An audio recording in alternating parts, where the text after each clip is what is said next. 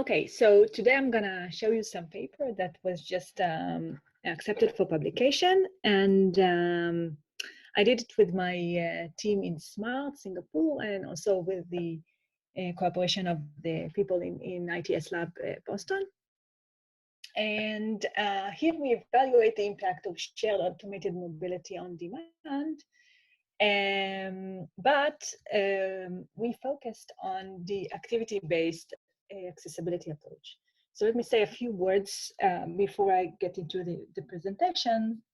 So we did quite a lot of work on automated simulation of automated vehicles. And I will be happy to present some more work.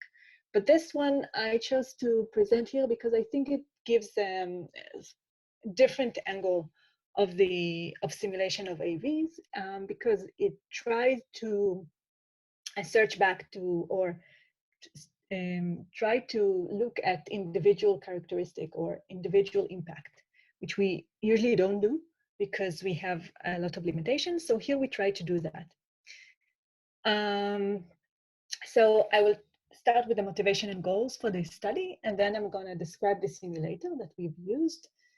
And then I'm gonna describe the activity-based accessibility measure. Maybe not everyone is familiar with this measure. And then I'm gonna show you some simulation results and an evaluation of automated mobility on demand services in a prototype city of Singapore. So as you all know,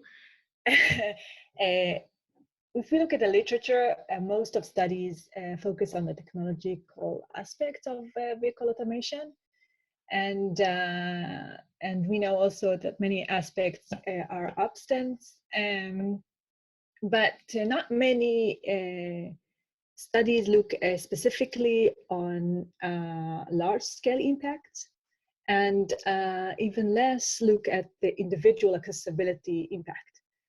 So here we wanted to bridge this gap and to look to try to compute accessibility measure for each individual and look at how people benefit from AVs and who benefits and so on. Okay, so this is the first work that we know of that actually computes the activity-based accessibility measure and try to look at the socioeconomic impact of such policies. Okay, so the goals were to examine large-scale impact of shared and automated mobility policy through the activity-based accessibility measure, to use mobility, which is an agent-based, full econometric and activity-based demand model integrated with a dynamic traffic assignment model, and to demonstrate it through micro model of Singapore. So it's not the full Singapore, it will be a micro model of Singapore. I will explain what's the difference. First, let me describe a little bit the simulator.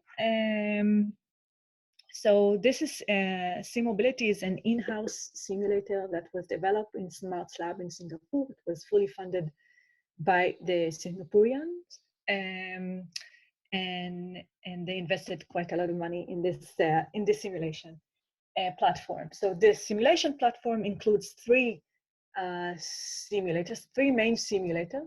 SimMobility midterm is one of them. And the focus in SimMobility midterm is on the daily activity patterns. So we've used this simulator in this study because it has a very developed demand model. So the pre-day here in this slide, as you can see, pre-day, which models daily activity travel patterns at the individual level, is a fully activity-based model. I will show it in a moment. And the output of such a demand model is the activity schedule. The activity schedule is then is the input to what we call within day simulator, which determines the exact departure time and the route choice. And then in the supply, we actually execute the activity schedule. So what's unique in this simulator is the feedback, I think. So we have feedback within the end supply, so people can reevaluate their route choice according to the network situation. But what we exercise here is actually the feedback between supply and demand, which is it's a feature that we rarely use because it's very expensive in computation, and you will see later on how many runs we had to do here in order to actually compute what I call the activity-based accessibility measure. Another important feature here is the service controller. So here we are talking about simulation of mobility on demand. So it's a fleet which is on demand. It can be automated or non-automated. And so it is fully controlled by this service controller.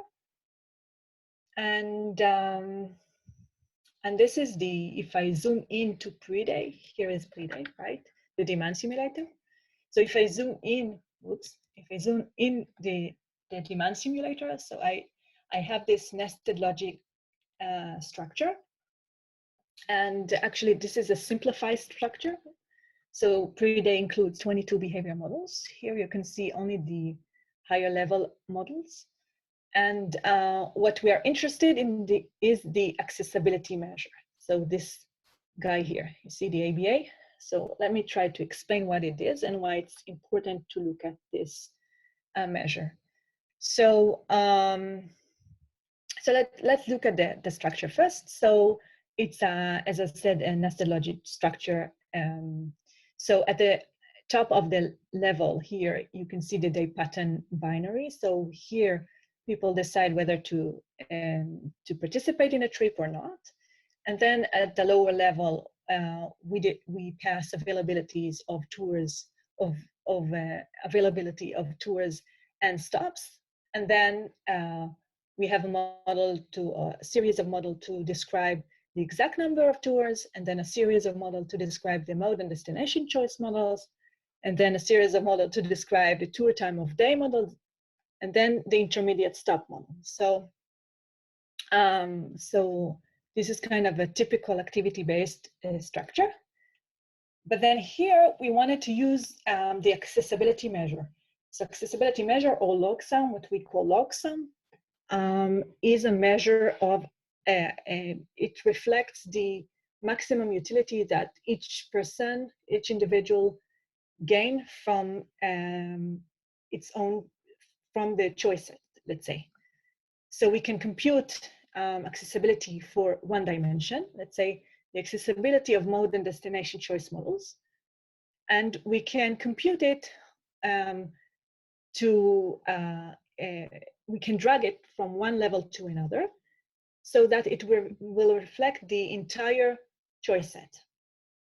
So here, the ABA that you can see at the top of the tree is actually an accessibility measure that reflects the entire opportunities that each individual have.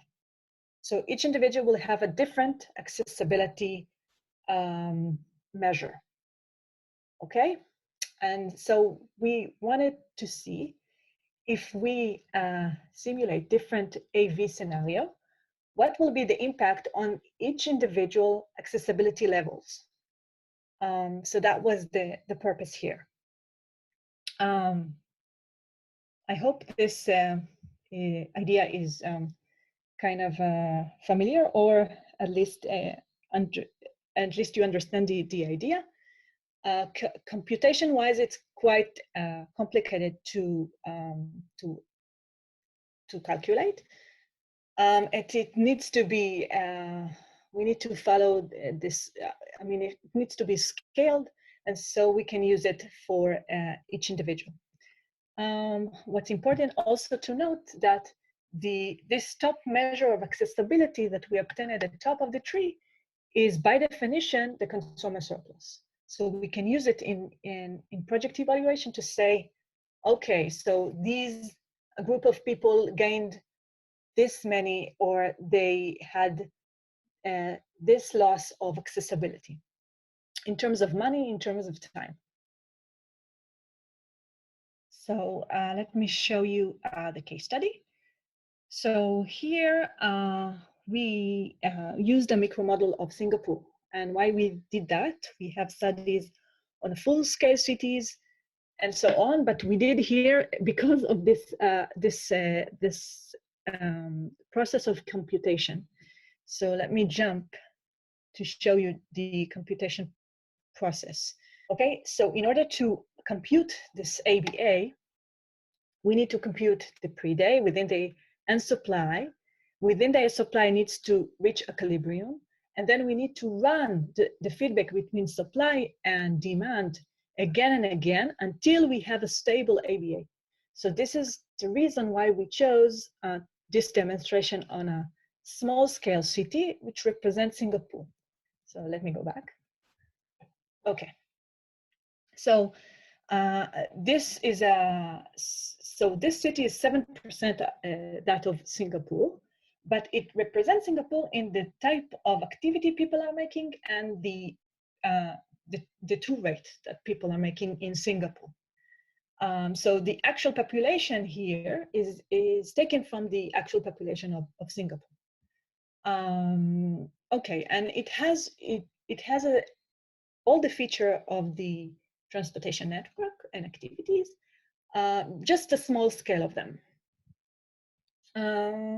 Okay, so we simulated 3 scenarios here. So the first one, we took all the available mode in Singapore in 2017. And back then we had all the traditional modes, so car modes, walk, motorcycle, train, it's the MRT, light train. And back then we had also Uber or Grab. So we had to model mobility on demand services.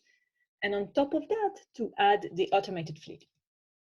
So, so how to model the mobility on demand service was a question here because we didn't have any data. So Uber and Grab didn't share anything back then, and I think they're still not sharing anything, at least in Singapore, but they had some high-level statistics. So we used them to calibrate our models. So first, it's very important to understand here how we model the demand for Uber-like service. So we just replicated the utility function of the taxis. We assume people preference towards a mobility on demand service is similar to taxi. But then we calibrated this a few constants according to overall statistics that we had from Uber, and also according to some knowledge. So first, we knew that a single mobility on demand ride is 28% cheaper as compared to taxi. So we had that, and we also assumed that a shared ride will be 30% cheaper than a single ride. And then we had to implement distance-based additional in-vehicle travel time for the passengers that share the vehicles with other passengers. And then we added the expected additional waiting time for the people who choose to take a mobility on demand pool ride. And then we had few more data. One of them is that 25% of all mobility on demand trips in Singapore are shared trips. So we calibrated the models accordingly. And 25% of all mobility on demand trips end at MRT stations. So we knew that.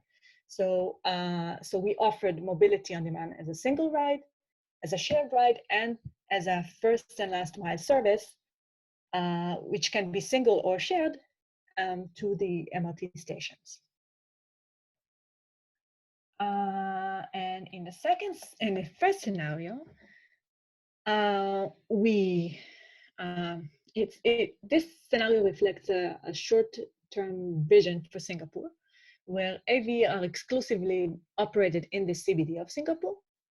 So here we have a non-shared driverless ride, a shared automated ride, and all other modes were forbidden from entering the CBD except for public transport. So we took out the mobility on demand, the taxi, the motorcycle, all the other public transport mode from the CBD. And the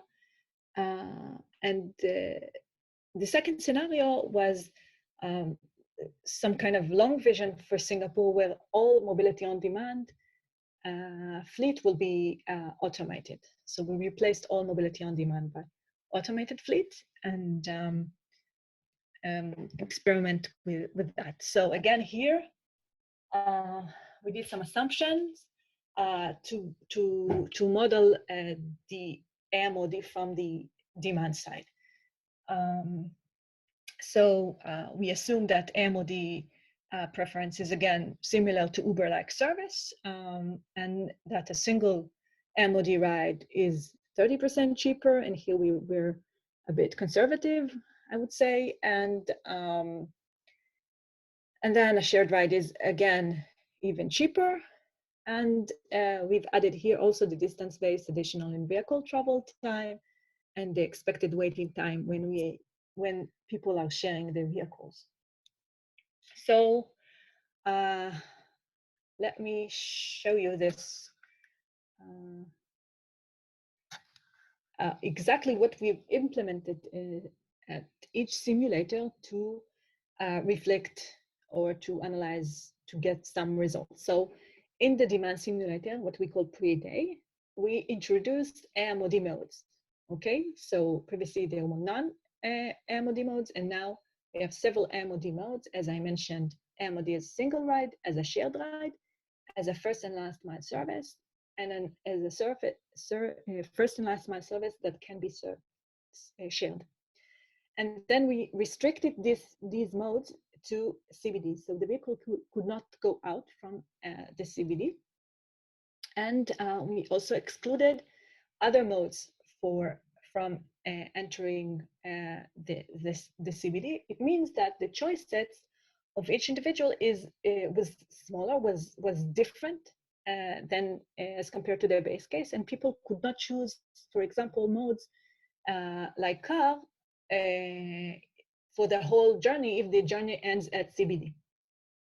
Okay, and then we also recomputed the route choice, because there are some routes that could not be used.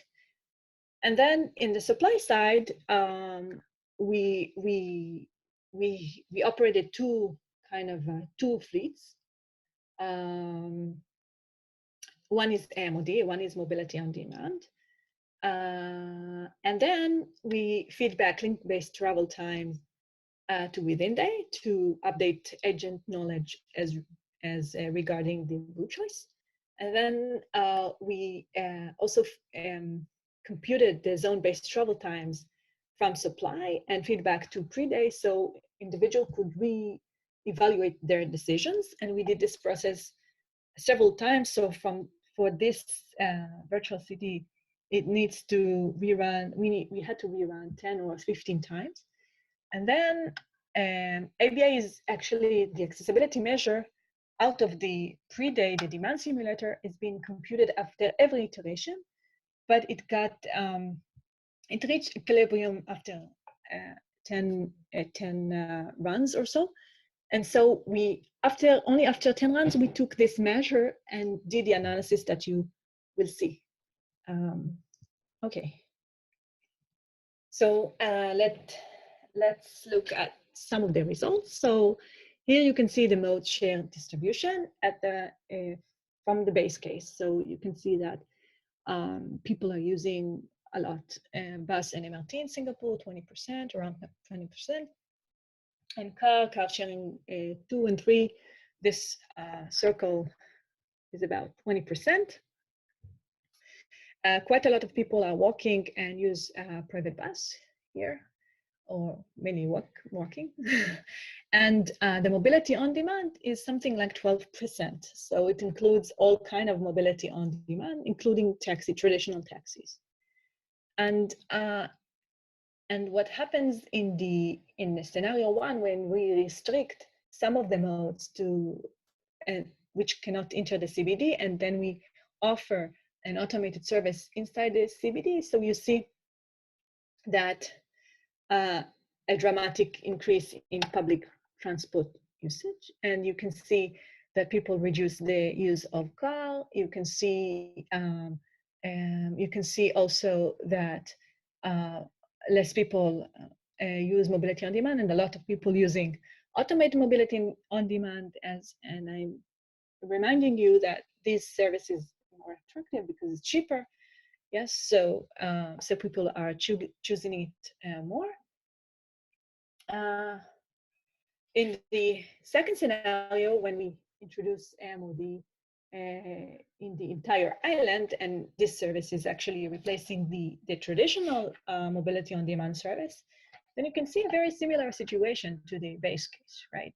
A slight increasing in the use of MOD, but not a lot. So the actual dramatic change is here in scenario 1 in terms of mode share. Okay, so here you can see we plot the kernel density estimates of the relative ABA change in each of these cases. So here is the change in the accessibility measure. It means this is the accessibility measure, let's see, in blue, in scenario 1, minus in base case. So here you see all the changes in this measure. On the y-axis, it is the density, while in the x-axis is the time saving, and time saving here in minutes, and in money terms. So as I told you, the accessibility measure is a consumer surplus, so it can be translated into time or money. And here you can see that the accessibility is a loss under scenario 1. You see it's negative, the high peak here, while the opposite is true for scenario 2. So that means that people actually lose accessibility on average when we restrict to CBD, the MOD to CBD. But when we offer it as an additional service or a service that replaces mobility on demand services, so it's actually people gain accessibility both in money and time. Okay, so one of the significant advantages of such a measure is that you can actually trace back and see exactly who were the individuals that lose or win from such a policy. So this is one of the advantages of using this and making all this effort. So what you see here is the change in accessibility measure by income levels. So on the y-axis, it is the change in ABA, while on the x-axis is the income levels. And under scenario 2, the ABA in time is positive for the low-income people, which means low-income individuals' accessibility is increasing as compared to base case, while mid and high-income individuals lose accessibility in terms of time. In considering the accessibility differences in cost, and cost you can see here on the Sing dollar, yeah. Where was I? Yes. There is an accessibility gain or positive change in consumer surplus for all income categories. So mid and high income individuals are gaining less accessibility as compared to low income groups. And under scenario 1, individual accessibility decreasing as compared to base case. In both time and cost, low income individuals lose more accessibility in terms of time, but they lose less in terms of cost. While examining distributional effects on different income levels, it should be noted that choices of travelers are based on their willingness to pay, and willingness to pay of low-income individuals is considerably low because they need a high share of their income for housing, food, and clothes, and other medical service, leaving less money for travel. So that's just a side note. Okay, here you can see the spatial distribution of this change in accessibility by TAS, by zone.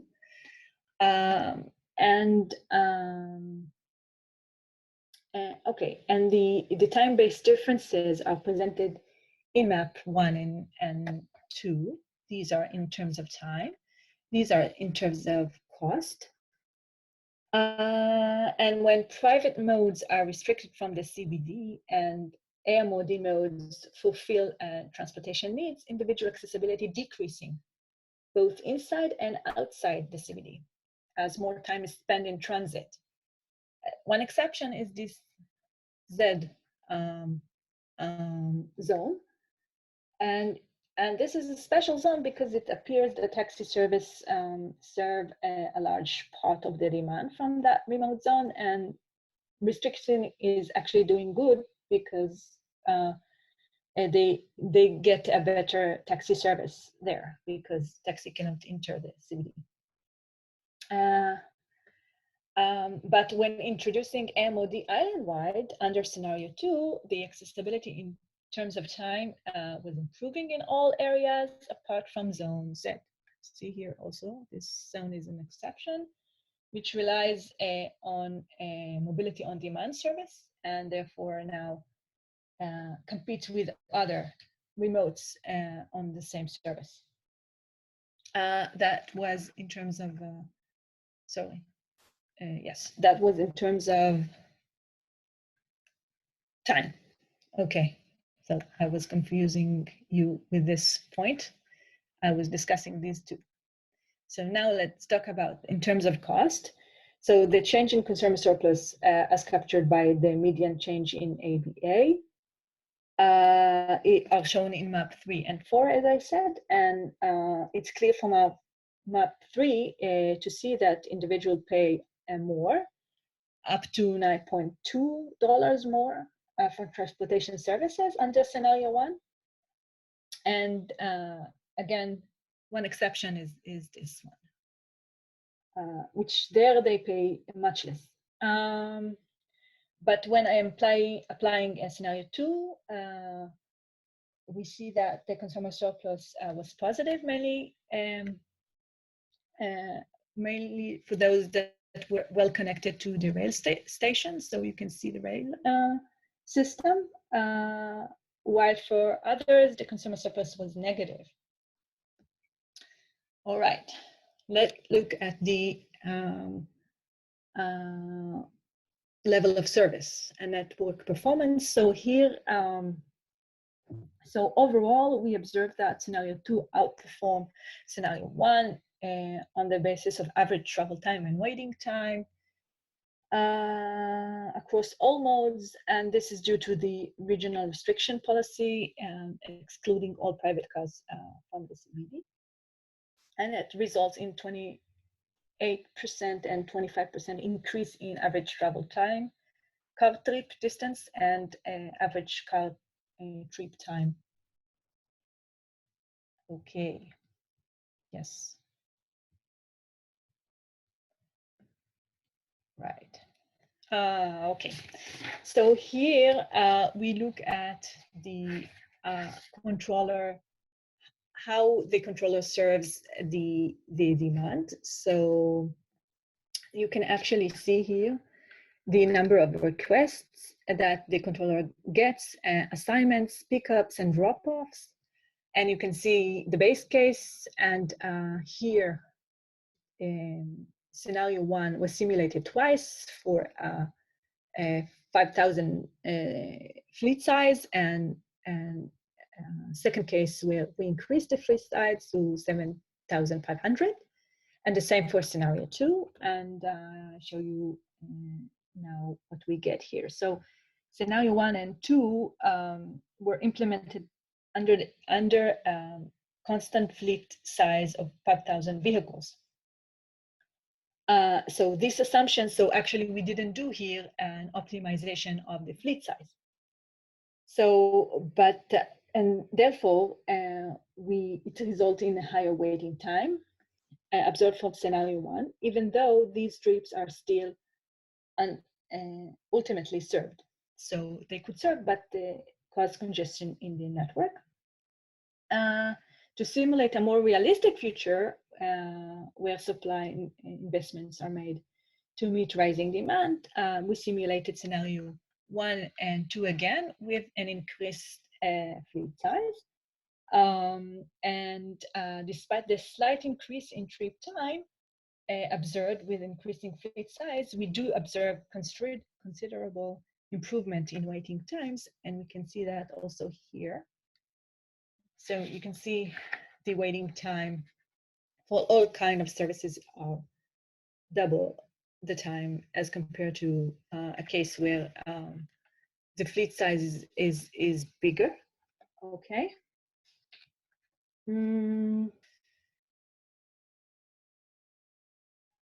Right. Okay. So let me conclude. I hope the time is good. In this study is the first to utilize the activity-based accessibility measure for analyzing different ride-sharing strategies. We show that such economic impacts of future mobility policies can be analyzed at a personal level for useful insights in the evaluation of future urban mobility strategies. And replacing all on-demand services with automated vehicles result in the best outcome in terms of accessibility and network performance as well, as compared to a restriction policy in which private cars are and non-automated on-demand services are excluded from the CBD. So this paper is soon to be published in Transportation. And I thank you for your attention.